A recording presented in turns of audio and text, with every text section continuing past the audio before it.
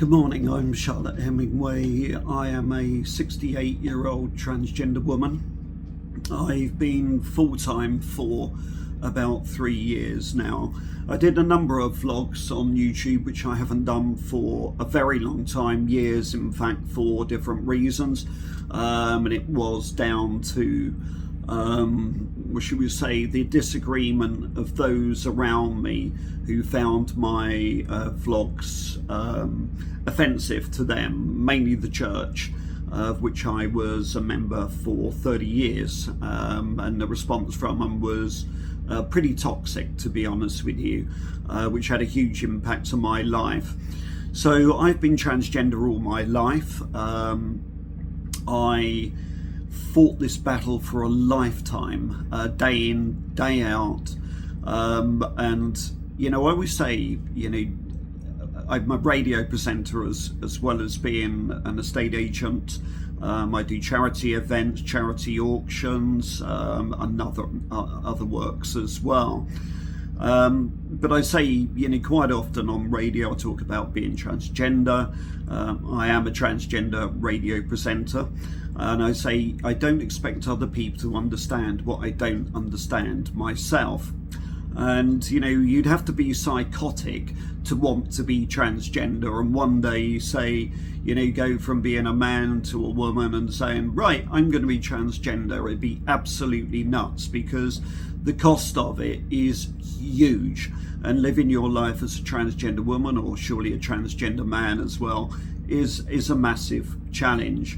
I was married for officially 30 years. 26 of those years spent together. I had 3 children who are all adults now.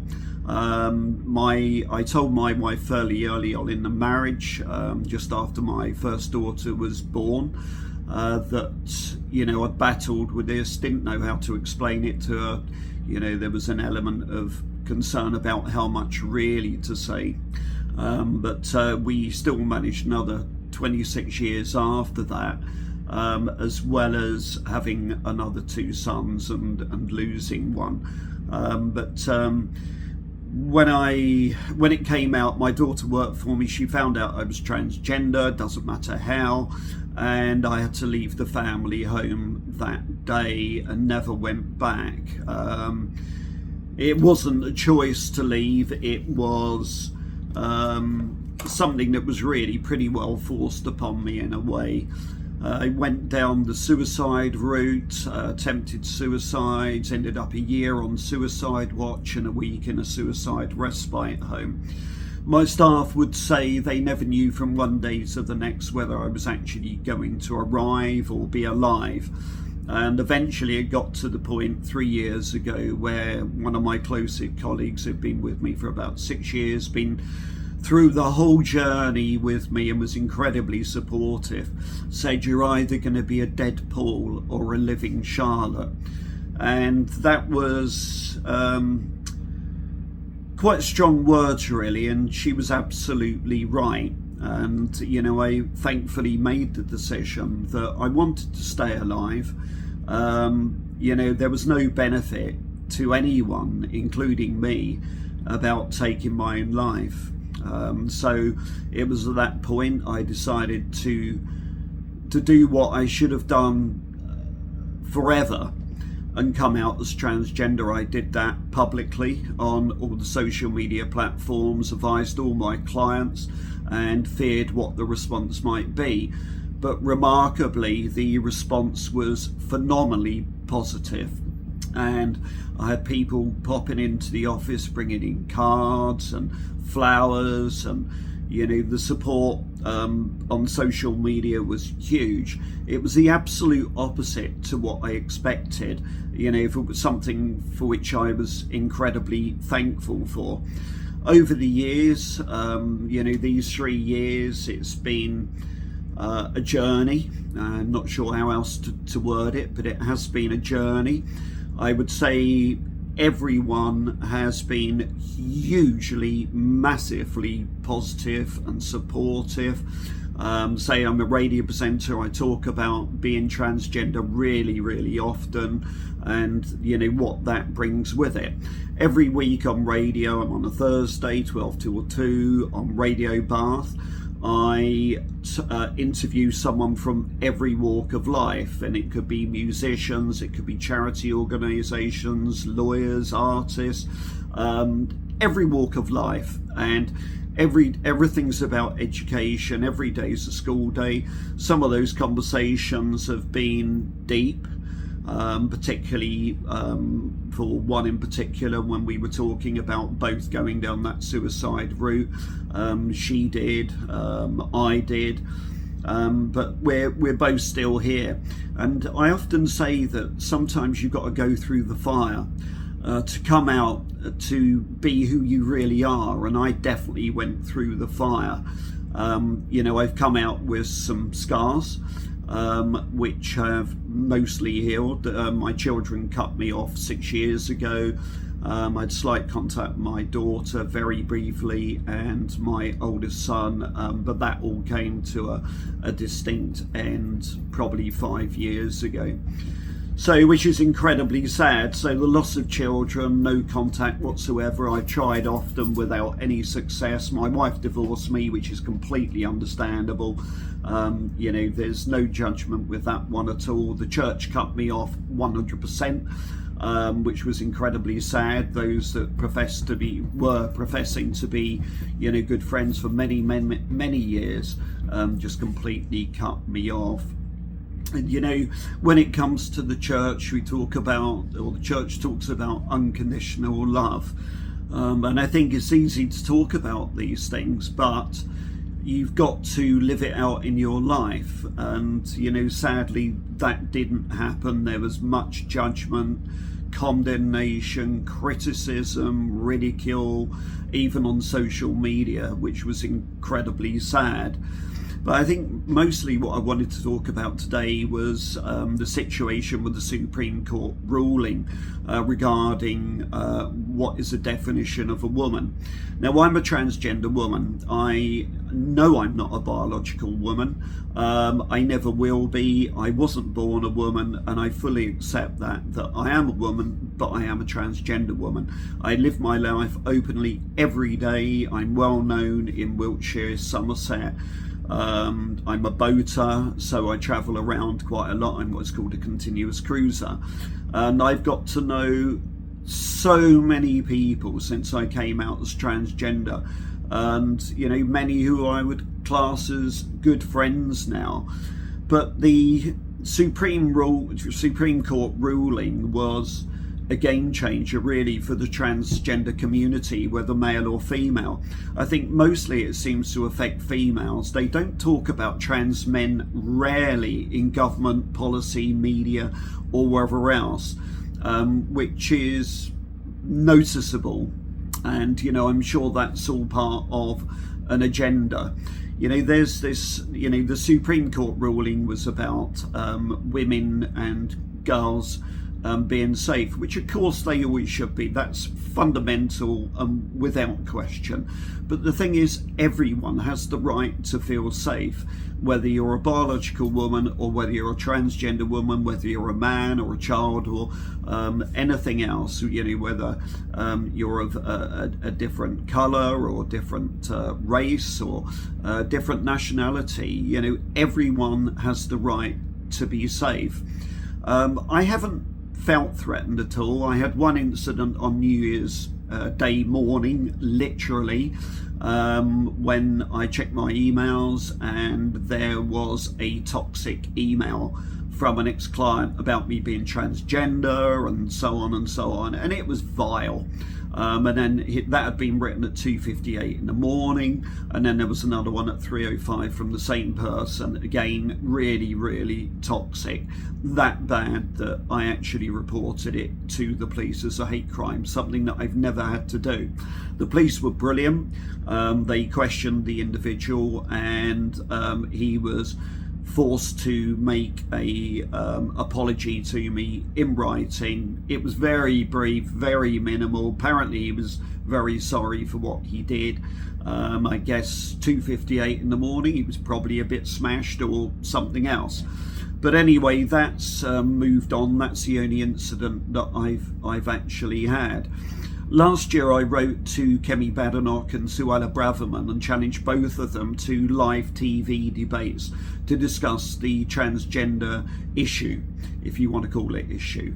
Following the Supreme Court ruling, I wrote to Baroness Faulkner, who obviously is to do with the Equalities Commission, and likewise wrote to her about my life, about being a transgender person, and likewise challenged her to a live TV debate, or come on radio and let's talk about it graciously and kindly, without preconceived notions and ideas, which I'm still willing to do very much. I copied in Sky News as well, had a response from one of the reporters who's actually up in Scotland, and said if that there was going to be a TV debate that I would likely be invited.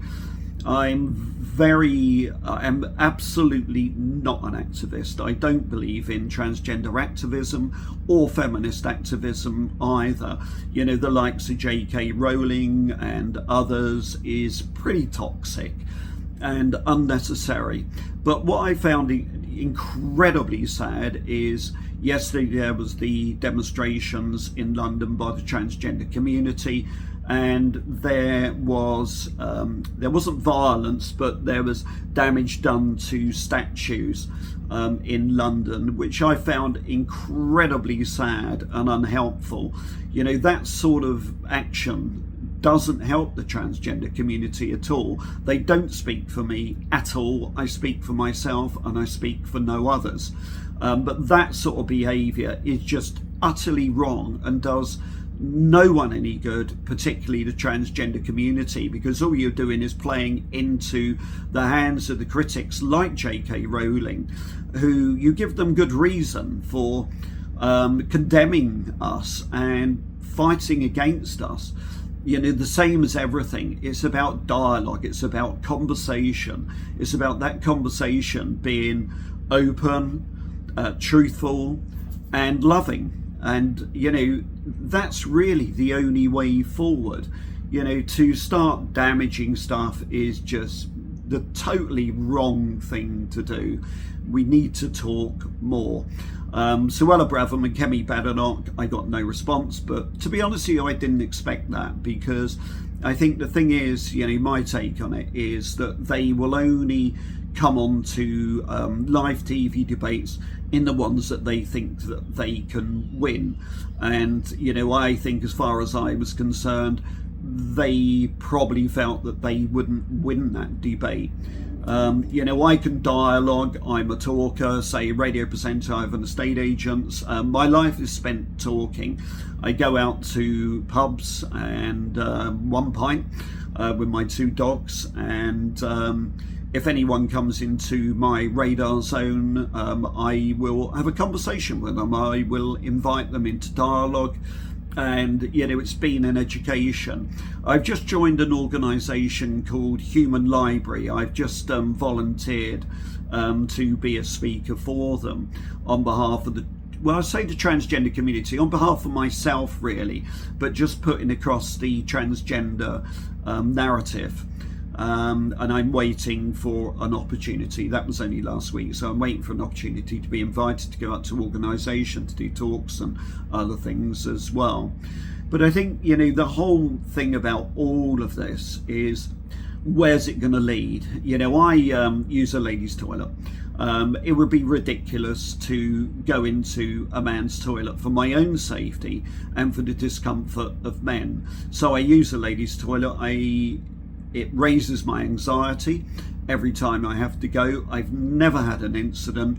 Last Friday, the Friday before last, I met a trans man who I know, who used to work at that particular pub, and he will be coming on radio with me in, I think, August. We'll be doing an interview. Presumably we'll talk about trans matters. I don't want to say issues, trans matters, but also talking about her business as well. But when I went, I had to use the toilet before we left. I opened up the door and there were two women standing there in front of me queuing. Never been in that situation the last 3 years, which took me completely out of my comfort zone. And I had to think on my feet for my own sanity and safety, and also for theirs as well, because the last thing I want is any woman to feel uncomfortable that there's a trans woman in a ladies' toilet. And so I said, oh, is there a queue? And they said yes. I said, oh, okay, well, I could use the men's toilet next door, but that would probably raise a few eyebrows. And we got into dialogue instantly. We had a bit of a laugh, and mostly at my expense, and I'm quite comfortable with that. I don't mind taking the mickey out of myself. Someone else doing that, probably not so helpful, and it's not something that I would invite at all. But we all left enlightened. They didn't feel threatened in any shape or form that I'm aware of, and it all ended well. But I've never had an issue. But you wonder where this is all going to lead. You've got the likes of Donald Trump and JD Vance, who are incredibly toxic, incredibly transphobic, and I'm glad I'm not a trans woman in America at this time, because it must be an horrific situation to be in. But I wonder if we're heading in the same direction. There was a period when it was positive, and I think that matters relating to the transgender community were taking a positive direction. But I think of late, and with the Supreme Court ruling, it's going the wrong way.